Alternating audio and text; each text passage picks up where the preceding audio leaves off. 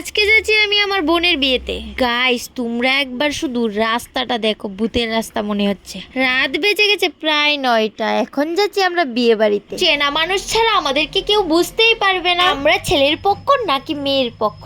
আমরা গিয়ে পৌঁছেছি আর একই টাইমে বড় চলে এসছে। আর এদিকে দেখো বর এসছে বলে বোমও ফাটাচ্ছে। এত কিছু বলতে বলতে ভিডিওর এন্ট্রি নিতেই ভুলে গেছি।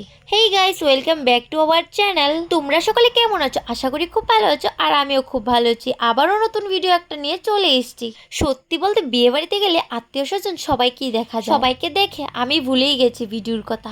তার মধ্যে বর আবার কিছু কিছু ক্লিপ নিয়েছে, সেই ভিডিও ক্লিপগুলোই এখন কাজে আসছে।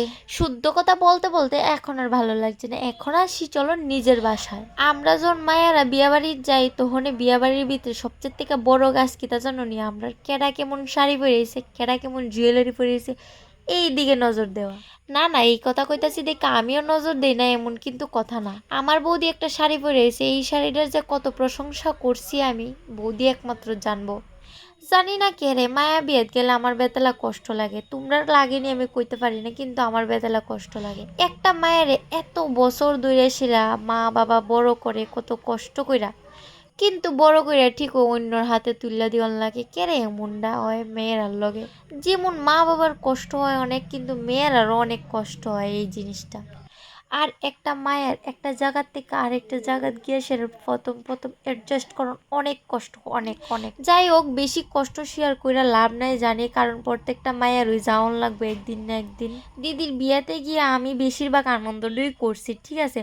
তো আমি ভিডিও ক্লিপটি বেশি একটা নিছি না, আমার বর যতটুকু পারছে এতটুকু ক্লিপ নিয়েছে, তো তোমার কাছে শেয়ার করছি।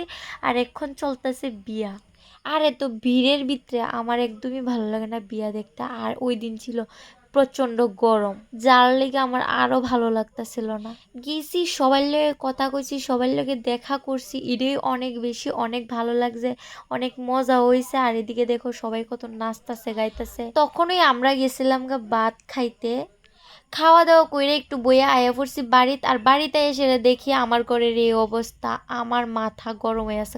তো গাইস, ভিডিওটা এখানেই শেষ করতেছি। Thanks for watching, by.